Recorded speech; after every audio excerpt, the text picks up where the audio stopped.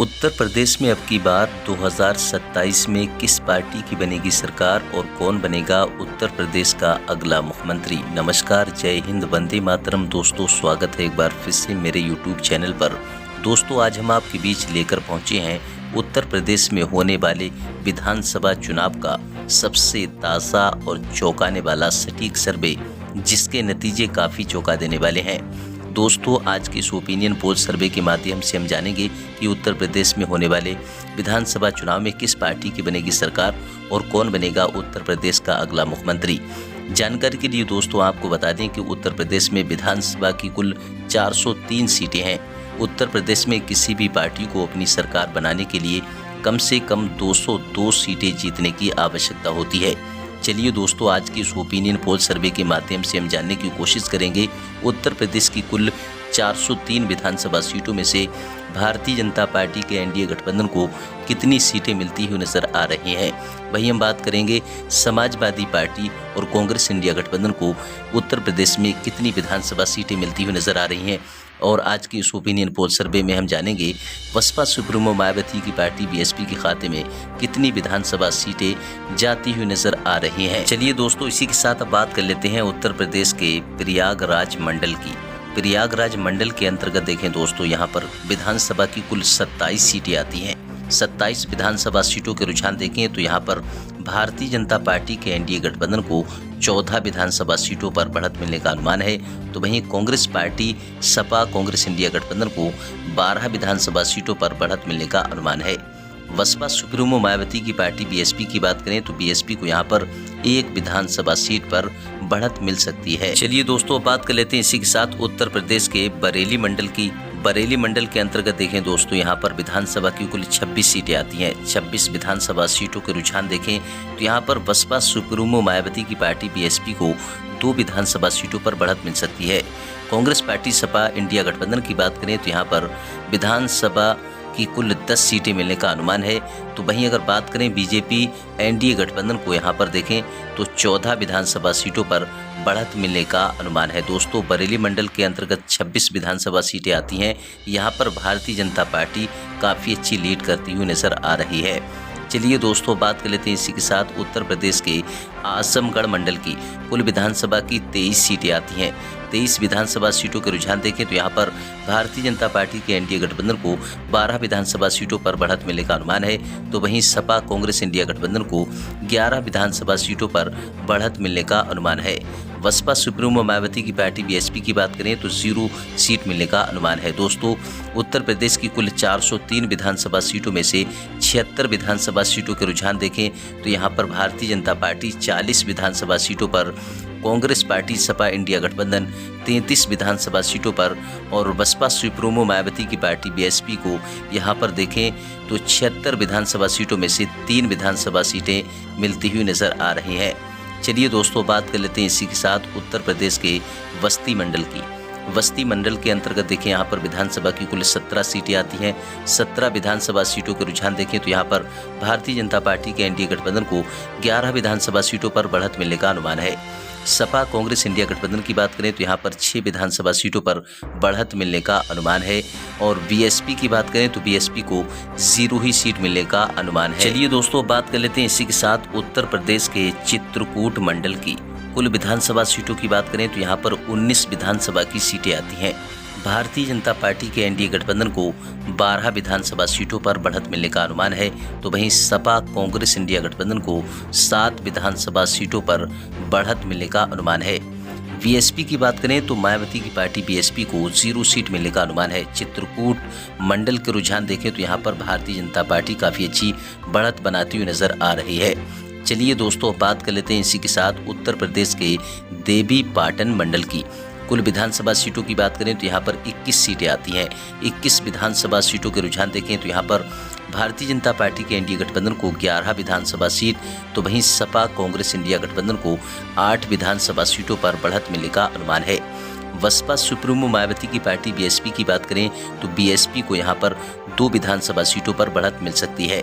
देवी पाटन मंडल की कुल 21 विधानसभा सीटों का रुझान देखें तो यहाँ पर भी भारतीय जनता पार्टी अपना दबदबा बनाती हुई नजर आ रही है। चलिए दोस्तों, बात कर लेते हैं इसी के साथ उत्तर प्रदेश के आगरा मंडल की। कुल विधानसभा सीटों की बात करें तो यहाँ पर 23 सीटें आती हैं। 23 विधानसभा सीटों के रुझान देखें तो यहाँ पर बीएसपी बसपा सुप्रीमो मायावती की पार्टी को 2 विधानसभा सीटों पर बढ़त मिल सकती है। सपा कांग्रेस इंडिया गठबंधन को यहाँ पर 11 विधानसभा सीटों पर बढ़त मिलने का अनुमान है। भारतीय जनता पार्टी के एनडीए गठबंधन की बात करें तो यहाँ पर बीजेपी गठबंधन को 12 विधानसभा सीटों पर बढ़त मिलने का अनुमान है। चलिए दोस्तों, बात कर लेते हैं इसी के साथ उत्तर प्रदेश के अलीगढ़ मंडल की।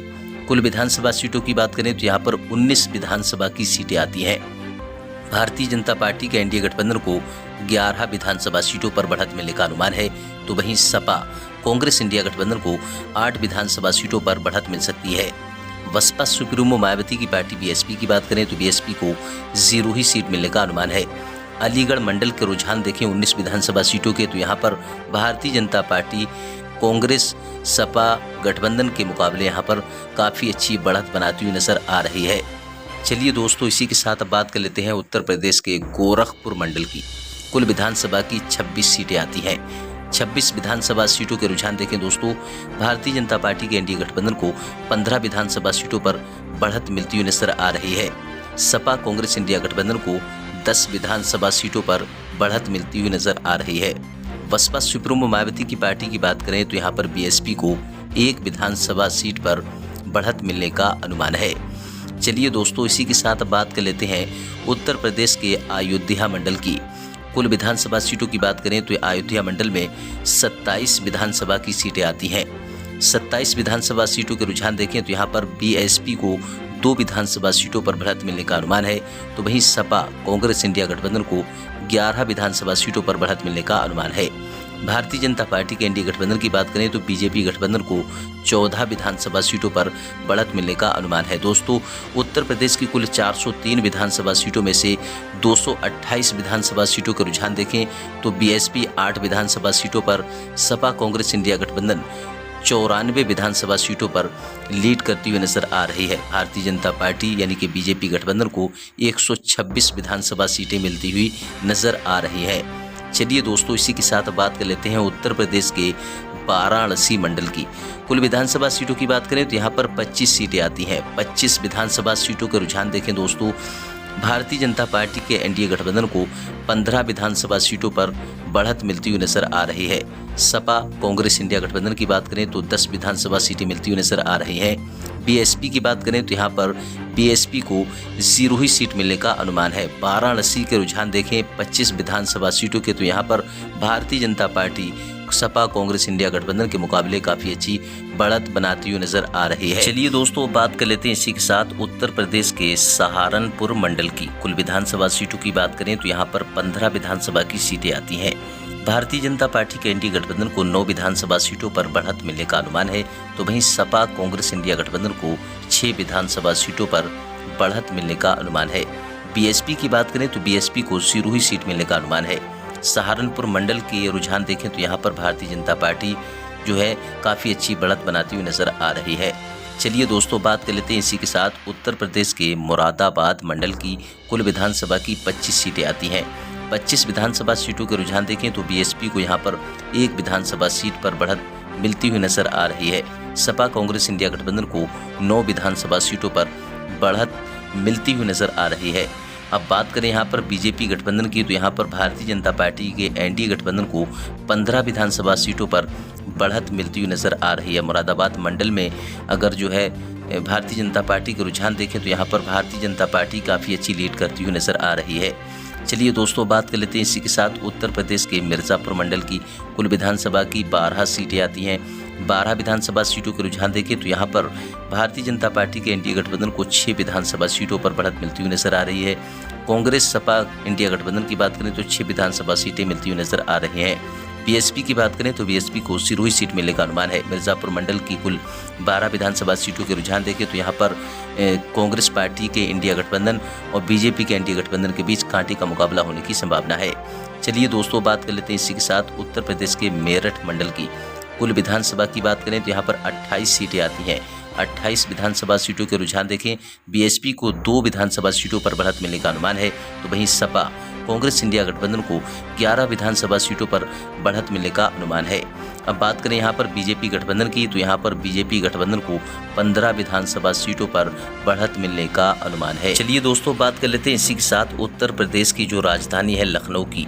लखनऊ के अंतर्गत देखें यहाँ पर विधानसभा की कुल 34 सीटें आती हैं। उत्तर प्रदेश की जो राजधानी है लखनऊ में 34 विधानसभा सीटों के रुझान देखें तो यहाँ पर बीजेपी एनडीए गठबंधन को 19 विधानसभा सीटों पर बढ़त मिलने का अनुमान है। तो वहीं सपा कांग्रेस इंडिया गठबंधन को 12 विधानसभा सीटों पर बढ़त मिलने का अनुमान है। अब बात करें यहाँ पर बीएसपी की, तो यहाँ पर बसपा सुप्रीमो मायावती की पार्टी बीएसपी को 3 विधानसभा सीटों पर बढ़त मिल सकती है। चलिए दोस्तों बात कर लेते हैं इसी के साथ उत्तर प्रदेश के कानपुर मंडल की कुल विधानसभा की 20 सीटें आती हैं। 20 विधानसभा सीटों के रुझान देखें तो यहाँ पर भारतीय जनता पार्टी के एनडीए गठबंधन को 12 विधानसभा सीटों पर बढ़त मिलने का अनुमान है। तो वहीं सपा कांग्रेस इंडिया गठबंधन को 8 विधानसभा सीटों पर बढ़त मिलने का अनुमान है। बीएसपी की बात करें दोस्तों, बीएसपी को 0 सीट मिलने का अनुमान है। उत्तर प्रदेश के कानपुर मंडल की कुल 20 विधानसभा सीटों के रुझान देखें तो यहाँ पर भारतीय जनता पार्टी सपा इंडिया गठबंधन के मुकाबले काफ़ी अच्छी लीड करती हुई नजर आ रही है।